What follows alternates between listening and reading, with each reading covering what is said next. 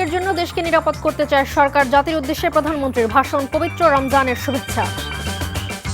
শীঘ্রই স্থানীয় সরকার নির্বাচন। এলজিআরডি মন্ত্রী। জুলাই হত্যার বিচার অব্যাহত থাকবে আইনমন্ত্রী।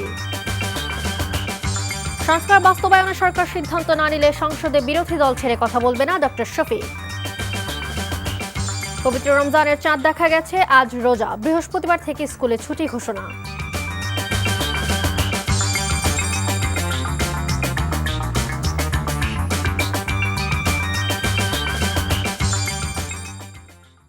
মালিহা হোসাইন, স্বাগত জানাচ্ছি এনটিভির মধ্যরাতের খবরে। ক্রাউন সিমেন্ট শিরোনাম দেখছিলেন, এবার পুরো খবর। প্রধানমন্ত্রী তারেক রহমান বলেছেন, দল, মত, ধর্ম, বর্ণ নির্বিশেষে পাহাড়ে কিংবা সমতলে বসবাসকারী এই দেশ সবার। প্রতিটি নাগরিকের জন্য দেশ নিরাপদ ভূমিতে পরিণত করতে চায় সরকার। তিনি বলেন, রমজানের পবিত্রতা রক্ষার স্বার্থে দ্রব্যমূল্য যাতে সাধারণ মানুষের নাগালের বাইরে না যায়, এই ব্যাপারে ব্যবসায়ীদের সতর্ক থাকতে হবে। বিএনপি সরকার সকল ক্ষেত্রেই অনাচার অনিয়মের সকল সিন্ডিকেট ভেঙে দিতে বদ্ধপরিকর। রাতে রাষ্ট্রীয় সম্প্রচার মাধ্যম বিটিভিতে প্রধানমন্ত্রীর এই ভাষণ সম্প্রচার করা হয়। ইফতেখার রেজার রিপোর্ট। দেশবাসীর উদ্দেশ্যে একটি বার্তা দিয়ে বলতে, দেশের 11তম প্রধানমন্ত্রী হিসেবে দায়িত্বভার গ্রহণের পরদিন জাতির উদ্দেশ্যে ভাষণ দিয়েছেন প্রধানমন্ত্রী তারেক রহমান। তিনি বলেন, স্বাধীনতা প্রিয় গণতন্ত্রকামী জনগণের কারণেই দেশে আবার মানুষের অধিকার, সম্মান এবং মর্যাদা পুনঃপ্রতিষ্ঠার সুযোগ সৃষ্টি হয়েছে। প্রতিটি নাগরিকের জন্যই এই দেশকে আমরা একটি নিরাপদ ভূমিতে পরিণত করতে চাই। প্রধানমন্ত্রী বলেন, দলীয় কিংবা রাজনৈতিক প্রভাব প্রতিপত্তি নয়, আইনের শাসনই হবে রাষ্ট্র পরিচালনার শেষ কথা। ফ্যাসিবাদের সময়কালে দুর্নীতি দুঃশাসনে পর্যুদস্ত একটি ভঙ্গুর অর্থনীতি, দুর্বল শাসন কাঠামো আর অবনতিশীল আইন শৃঙ্খলা পরিস্থিতির মধ্য দিয়ে নতুন সরকার যাত্রা শুরু করেছে। আইন শৃঙ্খলা পরিস্থিতির উন্নয়ন এবং কঠোরভাবে দুর্নীতি নিয়ন্ত্রণের মাধ্যমে জনগণের মনে শান্তি, নিরাপত্তা ফিরিয়ে আনাই হচ্ছে আমাদের সরকারের প্রধান অগ্রাধিকার। দলীয় কিংবা রাজনৈতিক প্রভাব প্রতিপত্তি অথবা জোর জবরদস্তি নয়, আইনের শাসনই হবে রাষ্ট্র পরিচালনার শেষ কথা। আইন শৃঙ্খলা পরিস্থিতির উন্নয়ন এবং কঠোরভাবে দুর্নীতি নিয়ন্ত্রণের মাধ্যমে জনগণের মনে শান্তি, নিরাপত্তা ফিরিয়ে আনাই সরকারের প্রধান অগ্রাধিকার। তিনি বলেন, জুয়া এবং মাদক নিয়ন্ত্রণে আইন শৃঙ্খলা বাহিনীকে কঠোর পদক্ষেপ গ্রহণের নির্দেশ দেওয়া হয়েছে। জুয়া এবং মাদক নিয়ন্ত্রণে আইন শৃঙ্খলা বাহিনী সব রকমের কঠোর পদক্ষেপ গ্রহণ করছে। জনজীবনে শান্তি ও নিরাপত্তা নিশ্চিত করতে সরকার সর্বোচ্চ উদ্যোগ গ্রহণ করছে। প্রধানমন্ত্রী বলেন, কি ধরনের উদ্যোগ গ্রহণ করলে বাজার পরিস্থিতি নিয়ন্ত্রণে থাকবে, এ বিষয়ে পরামর্শ কিংবা অভিযোগ শুনতে সরকার প্রস্তুত। রমাদানের পবিত্রতা রক্ষার্থে এই মাসটিকে আপনারা ব্যবসা মুনাফা লাভের মাস হিসাবে পরিগণিত করবেন না। দ্রব্যমূল্য যাতে সাধারণ মানুষের নাগালের বাইরে না যায়, এ ব্যাপারে ব্যবসায়ীরা দয়া করে সতর্ক থাকবেন। ক্ষুদ্র, মাঝারি কিংবা ছোট বড় সকল ব্যবসায়ীদের প্রতি বর্তমান সরকারের দৃষ্টিভঙ্গি সহজ এবং স্পষ্ট। বর্তমান সরকার ব্যবসায়ী এবং ক্রেতা সাধারণ উভয় স্বার্থ রক্ষা করে প্রয়োজনীয় পদক্ষেপ গ্রহণ করতে চায়। দেশের মানুষ সহজভাবে সঠিক সময়ে অফিস, আদালত, ব্যবসা বাণিজ্য যাতে করতে পারেন, সেই লক্ষ্যকে সামনে রেখেই সারা দেশে রেল যোগাযোগ ব্যবস্থা ঢেলে সাজানোর উদ্যোগ নেওয়া হয়েছে। রাজধানীতে জনসংখ্যার চাপ কমাতে বিকল্প ব্যবস্থা গ্রহণ করা জরুরি হয়ে পড়েছে। মানুষ তার নিজ জেলায় কিংবা নিজের বাসা বাড়িতে থেকেও যাতে সহজভাবে সঠিক সময়ে অফিস, আদালত, ব্যবসা বাণিজ্য করতে পারেন, সেই লক্ষ্যকে সামনে রেখেই সারা দেশে রেল যোগাযোগ ব্যবস্থা ঢেলে সাজানোর উদ্যোগ নেওয়া হচ্ছে। অঙ্গীকার পূরণের এই যাত্রাপথে ভবিষ্যতে দেশবাসীর অব্যাহত সমর্থন প্রত্যাশা করেন প্রধানমন্ত্রী তারেক রহমান। নিরাপদ এবং সুস্থ রাখুন। Iftekhar Reza, NTV news, Dhaka. আনুষ্ঠানিকভাবে যাত্রা শুরু করেছে প্রধানমন্ত্রী তারেক রহমানের নেতৃত্বাধীন বিএনপি সরকার। মন্ত্রিসভার বৈঠকে দুর্নীতির বিরুদ্ধে জিরো টলারেন্সের কথা নতুন মন্ত্রী প্রতিমন্ত্রীদের স্পষ্ট করে জানিয়েছেন প্রধানমন্ত্রী। প্রথম দিনে সচিবালয়ে মন্ত্রিসভার বৈঠকে সভাপতিত্ব করেন তিনি। বিএনপির নির্বাচনী ইশতেহারের উপর জনগণ রায় দিয়ে ক্ষমতায় এনেছে উল্লেখ করে আইন মোতাবেক সেসব বাস্তবায়নে সচিবদের নির্দেশনা দিয়েছেন প্রধানমন্ত্রী তারেক রহমান। মন্ত্রিসভার বৈঠকের পর ব্রিফিংয়ে স্বরাষ্ট্রমন্ত্রী সালাউদ্দিন আহমেদ এসব কথা জানান। সচিবালয়ে প্রধানমন্ত্রী তারেক রহমানকে উষ্ণ অভ্যর্থনা এবং শুভেচ্ছা জানান সচিবরা। এরপর দুপুর ৩টায় ২৫ জন মন্ত্রী এবং ২৪ জন প্রতিমন্ত্রীকে নিয়ে বৈঠকে বসেন প্রধানমন্ত্রী। মন্ত্রণালয়গুলোকে দেন বিভিন্ন নির্দেশনা। জনগণের প্রত্যাশা পূরণে কাজ করার জন্য সচিবদের নির্দেশ দেন তিনি। ব্রিফিংয়ে স্বরাষ্ট্রমন্ত্রী সালাউদ্দিন আহমেদ বলেন, সচিবদের অতীত কর্মকাণ্ড নয়, বরং প্রত্যেকের মেধাকে মূল্যায়ন করবে সরকার। সেক্রেটারিদের উদ্দেশ্যে অ্যাড্রেস করেছেন। তাদেরকে তিনি বলেছেন যে জনগণ আমাদের ম্যানিফেস্টোর উপরে ম্যান্ডেট দিয়েছে, তো সুতরাং যেটা জনগণের ইচ্ছা পিপলস উইল প্রাধান্য পাবে। সরকারের সেই ম্যানিফেস্টো বাস্তবায়নের জন্য তারা আন্তরিক হবেন সে আহ্বান জানিয়েছেন এবং সবাইকে আমরা বলেছি যে কে কার কি অ্যাফিলিয়েশন আছে সেটা আমরা দেখব না, আমরা মেরিট ভিত্তিতে সবাইকে যাচাই করব। আইন শৃঙ্খলা নিয়ন্ত্রণ, দুর্নীতি রোধ ও দ্রব্যমূল্য সহনীয় রাখতে কাজ করবে সরকার। সেই সঙ্গে জুলাই হত্যাকাণ্ডের বিচার চলবে স্বাভাবিক গতিতে।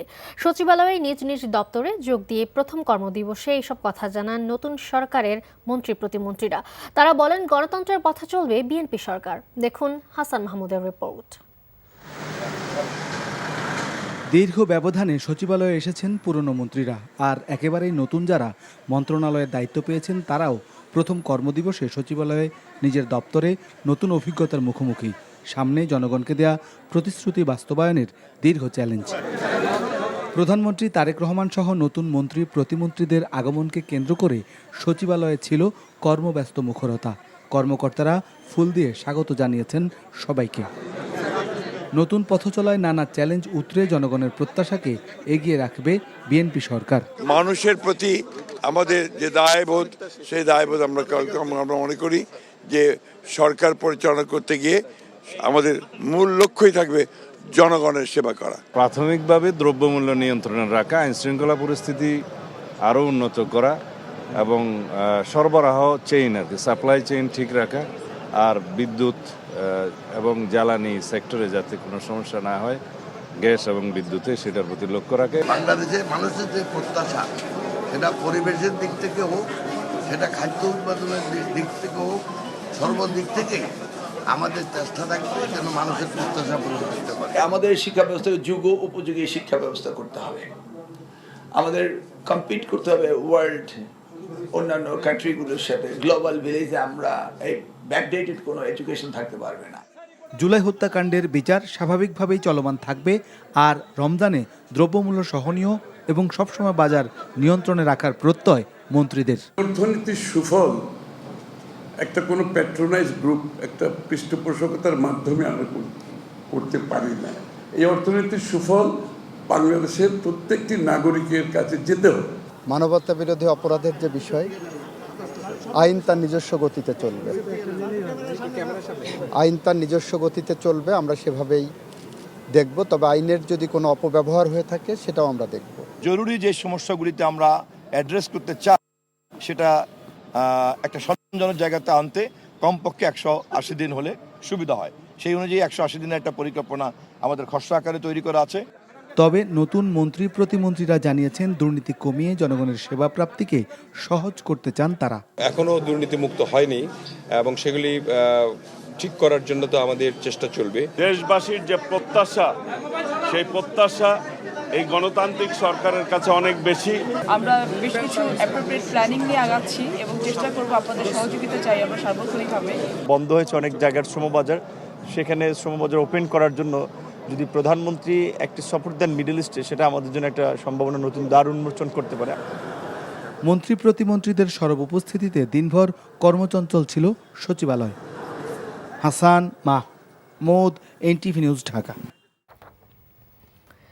দায়িত্বভার গ্রহণের পর প্রথম কার্যদিবসে জাতীয় স্মৃতিসৌধে মহান মুক্তিযুদ্ধে আত্মোৎসর্গকারী বীর শহীদদের প্রতি শ্রদ্ধা জানিয়েছেন প্রধানমন্ত্রী তারেক রহমান। এ সময় মন্ত্রিপরিষদের সদস্যদের সঙ্গে নিয়ে আলাদাভাবেও শ্রদ্ধা জানান তিনি। পরে বাবা শহীদ রাষ্ট্রপতি জিয়াউর রহমান ও মা বেগম খালেদা জিয়ার কবর জিয়ারত করেন প্রধানমন্ত্রী। এ সময় মন্ত্রিপরিষদ সদস্যরা জানান, ব্যক্তিস্বার্থে নয়, জনগণের জন্য কাজ করবে সরকার। ইমরুল আহসানের রিপোর্ট। দেশের স্বাধীনতার জন্য অকাতরে যারা জীবন দিয়েছেন তাদের স্মরণ করতে দায়িত্ব নেওয়ার পরদিনই সাভারে জাতীয় স্মৃতিসৌধে প্রধানমন্ত্রী তারেক রহমান বিনম্র শ্রদ্ধা জানান ৭১-এর বীরদের প্রতি। রাষ্ট্রীয় সালাম জানায় সশস্ত্র বাহিনীর একটি চৌকস দল।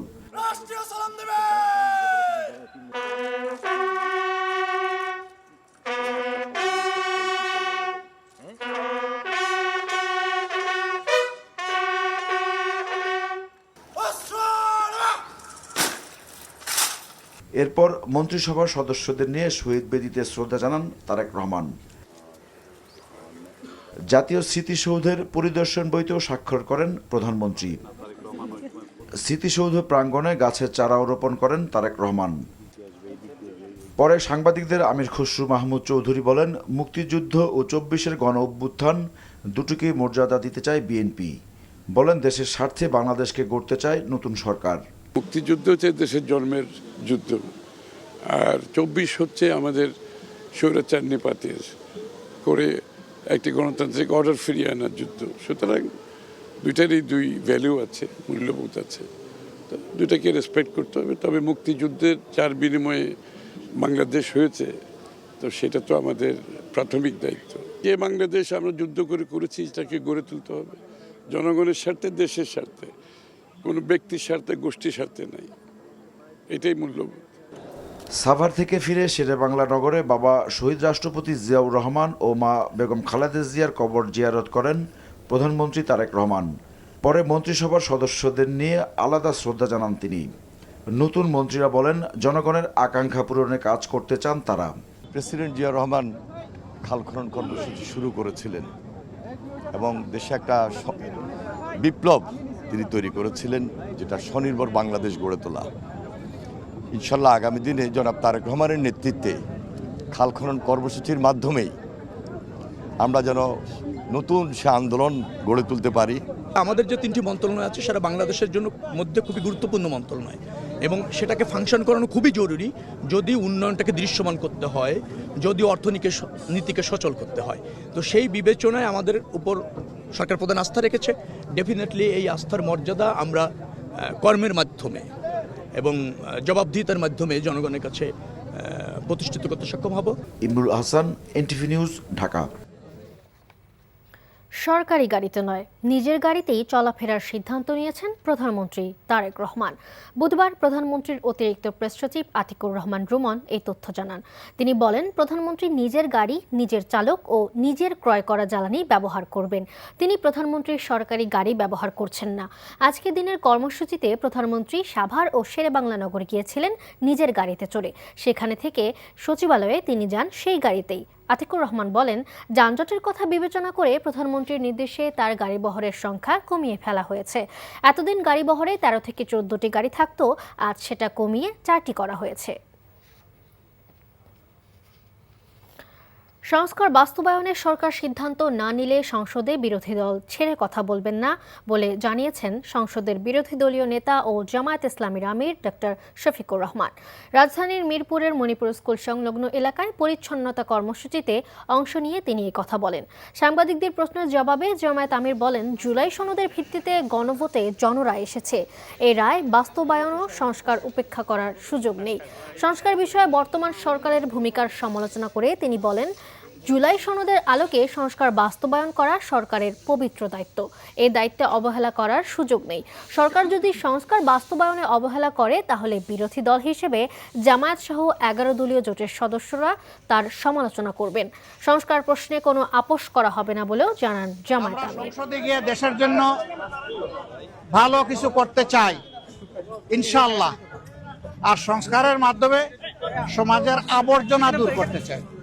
এই আবর্জনা রাস্তার ময়লা, ড্রেইনের ময়লা, ছড়ার ময়লা থেকে শুরু করে মানুষের মনের আবর্জনা আমরা দূর করতে চাই। জুলাইয়ের আকাঙ্ক্ষার ভিত্তিতে যে সমস্ত সংস্কার প্রস্তাব সামনে এসেছে, এই সবগুলা বাস্তবায়ন করা হবে এই সংসদের পবিত্র দায়িত্ব। যদি সরকারি দল উদ্যোগ নেয়, আমরা বিরোধী দল হিসাবে সর্বাত্মক সহযোগিতা করব। সরকার যদি উদ্যোগ না দেয়, তাহলে আমরা জনগণের হয়ে সেখানে কথা বলব। দেশের আকাশে পবিত্র রমজান মাসের চাঁদ দেখা গেছে। আগামীকাল বৃহস্পতিবার থেকে রোজা শুরু। বুধবার রাতে এশার নামাজের সঙ্গে তারাবির নামাজ আদায় করেছেন ধর্মপ্রাণ মুসল্লিরা। জাতীয় মসজিদ বায়তুল মোকাররমে রাত 8টায় তারাবির নামাজ পড়ানো হয়। সেই সঙ্গে ভোর রাতে রোজা রাখার নিয়তে সেহরি খাবেন মুসলমানরা। উল্লেখ্য, দীর্ঘ 11 মাসের পাপ পঙ্কিল থেকে মুক্ত হওয়ার অপূর্ব সুযোগ এনে দেয় এই রমজান। এই মাসে একটি ফরজ আমলের মূল্য অন্য সময় 70টি ফরজ আমলের সমপরিমাণ। সন্ধ্যায় বায়তুল মোকাররম মসজিদে ইসলামিক ফাউন্ডেশন মিলনায়তনে জাতীয় চাঁদ দেখা কমিটির সভায় আগামীকাল থেকে রোজা শুরু হওয়ার ঘোষণা দেওয়া হয়।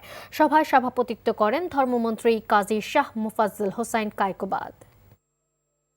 পবিত্র রমজান মাসের চাঁদ দেখা সম্পর্কে সকল জেলা প্রশাসক, ইসলামী ফাউন্ডেশনের প্রধান কার্যালয়, বিভাগীয় জেলা কার্যালয় সমূহ, বাংলাদেশ আবহাওয়া অধিদপ্তর এবং মহাকাশ ও গবেষণা এবং দূর অনুধাবন প্রতিষ্ঠান হতে প্রাপ্ত তথ্য নিয়ে পর্যালোচনা করে দেখা যায় যে বাংলাদেশের আকাশে পবিত্র রমজান মাসের চাঁদ দেখা দিয়েছে।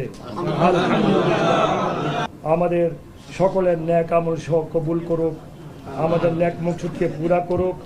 আল্লাহ পাক যে উদ্দেশ্যে, যেই কারণে আমাদেরকে সরকার নিয়েছেন, সেই কারণ হলো দেশের মানুষের খেদমত করা, দেশ থেকে দুর্নীতি দূর করা, দেশ থেকে অন্যায় অত্যাচার অবিচার জুলুম নির্যাতন দূর করা। পবিত্র রমজান উপলক্ষে আজ থেকে দেশের সরকারি প্রাথমিক বিদ্যালয়, সরকারি বেসরকারি নিম্ন মাধ্যমিক ও মাধ্যমিক বিদ্যালয়গুলোতে ছুটি ঘোষণা করা হয়েছে। বুধবার শিক্ষা মন্ত্রণালয় এবং প্রাথমিক ও গণশিক্ষা মন্ত্রণালয় 2026 সালের শিক্ষাবর্ষের সংশোধিত ছুটির তালিকা ও শিক্ষাপঞ্জি নির্ধারণ করেছে, যেখানে এই ছুটির বিষয় উল্লেখ রয়েছে। পরে মন্ত্রণালয় এই সংক্রান্ত 2টি পৃথক প্রজ্ঞাপন জারি করে। প্রজ্ঞাপন অনুযায়ী পবিত্র রমজান, শ্রী শ্রী হরিচাঁদ ঠাকুরের আবির্ভাব, শবে কদর, জুমাতুল বিদা, ঈদুল ফিতর, স্বাধীনতা ও জাতীয় দিবস উপলক্ষে 19 ফেব্রুয়ারি থেকে আগামী 26 মার্চ পর্যন্ত ছুটি থাকবে। পবিত্র রমজান মাসে দ্রব্যমূল্য নিয়ন্ত্রণে রাখতে সরকারকে কঠোর হওয়ার আহ্বান জানিয়েছেন ইসলামী ছাত্র শিবিরের সভাপতি নুরুল ইসলাম সাদ্দাম। পবিত্র রমজান উপলক্ষে আয়োজিত বর্ণাঢ্য র্যালি পরবর্তী সমাবেশে তিনি এই আহ্বান জানান। বলেন, রমজান মাসে বাজারে কৃত্রিম সংকট সৃষ্টি করে যাতে কেউ অতিরিক্ত মুনাফা করতে না পারে, সেজন্য মজুতদারদের বিরুদ্ধে যথাযথ ও কঠোর ব্যবস্থা গ্রহণ করতে হবে। তিনি আরও বলেন, রমজানে দিনমজুর ও খেটে খাওয়া মানুষজন সবচেয়ে বেশি কষ্টের মধ্যে পড়েন। তাদের দুর্ভোগ লাঘবে সরকারকে কার্যকর পদক্ষেপ নিতে হবে। প্রয়োজনে নিত্য প্রয়োজনীয় পণ্যে ভর্তুকি দিয়ে হলেও বাজার স্থিতিশীল রাখার আহ্বান জানান শিবির সভাপতি।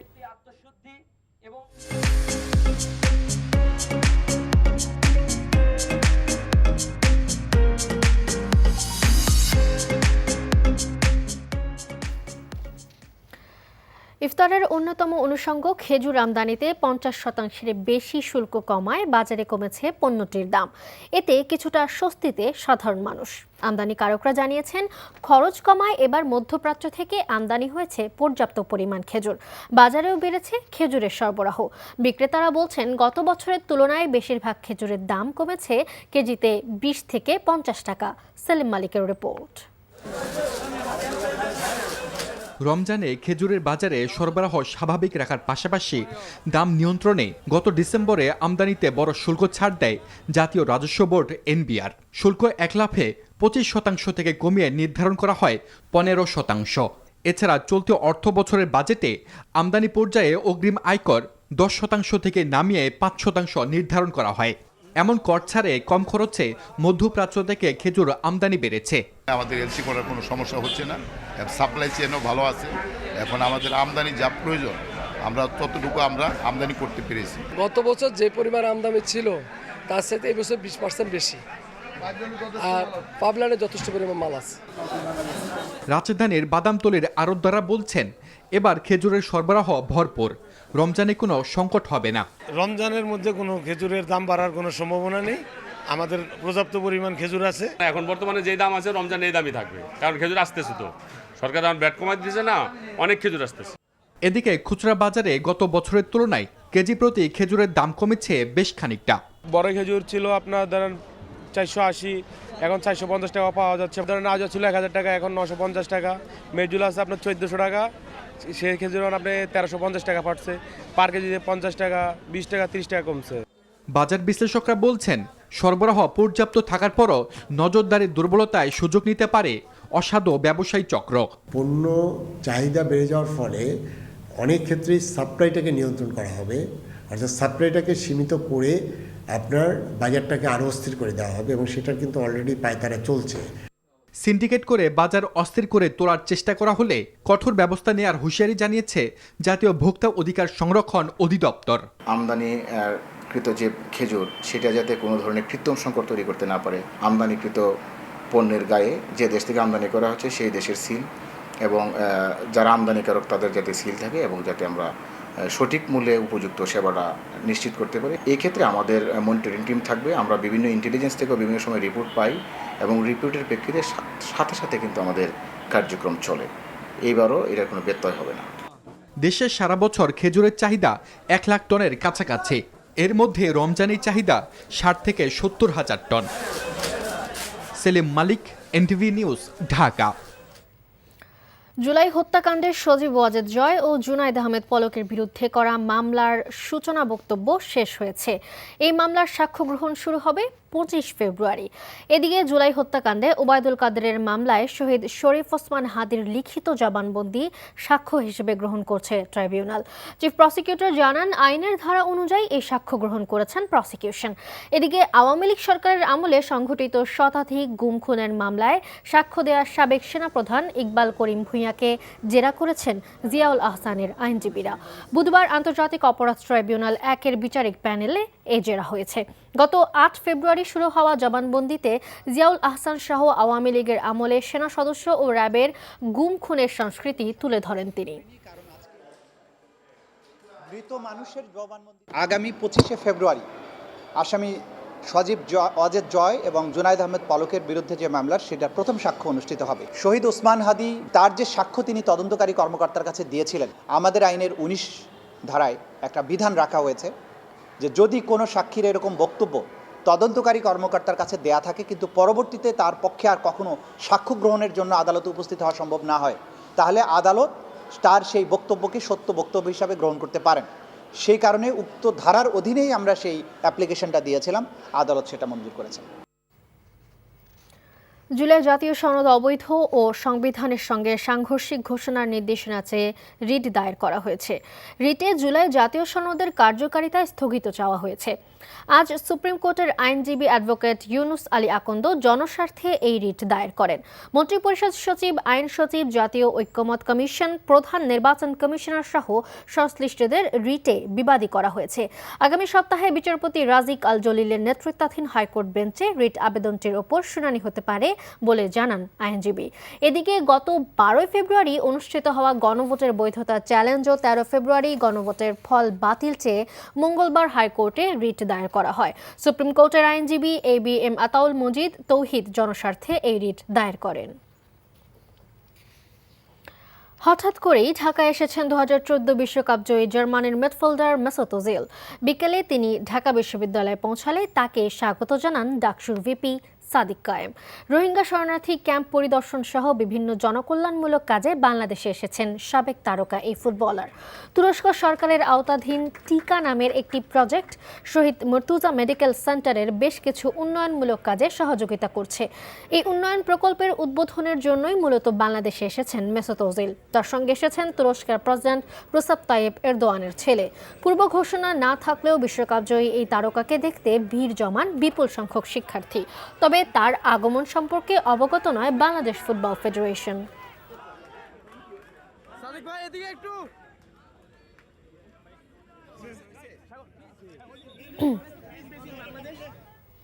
নোয়াখালী জেলা আওয়ামী লীগ কার্যালয়ে তালা ভেঙে এবং দিনাজপুরের দলীয় কার্যালয় খুলে মিছিল সমাবেশ করায় কার্যক্রম নিষিদ্ধ আওয়ামী লীগের 10 নেতাকর্মীকে আটক করেছে পুলিশ। পুনরায় তালা দেওয়া হয়েছে কার্যালয় দুটিতে। পুলিশ ও এলাকাবাসী জানান, সকালে নোয়াখালী শহরের মাইজিদি প্রধান সড়কের পাশে আওয়ামী লীগ কার্যালয়ে জড়ো হন নিষিদ্ধ ছাত্রলীগ ও যুবলীগের কয়েকজন কর্মী। এক পর্যায়ে তারা তালা ভেঙে ভেতরে প্রবেশ করে। পরে প্রধান ফটকের সামনে স্লোগান দিতে থাকেন। খবর পেয়ে পুলিশ গিয়ে সেখানে ঝুলিয়ে রাখা ব্যানারটি অপসারণ অপসারণ করে। আটক করা হয় 5 জনকে। এদিকে ফ্যাসিস্ট আওয়ামী লীগ সরকারের পতনের পর থেকে বন্ধ থাকা দলটির কার্যালয়ে নেতাকর্মীদের প্রবেশের ঘটনায় আগামীকাল মাইজদীতে বিক্ষোভ মিছিলের ডাক দিয়েছে জুলাই ঐক্য। অন্যদিকে দিনাজপুরের পার্বতীপুরে উপজেলা আওয়ামী লীগ কার্যালয়ে খুলে সমাবেশ ও মিছিল করায় কার্যক্রম নিষিদ্ধ আওয়ামী লীগের 5 নেতাকর্মীকে আটক করা হয়েছে।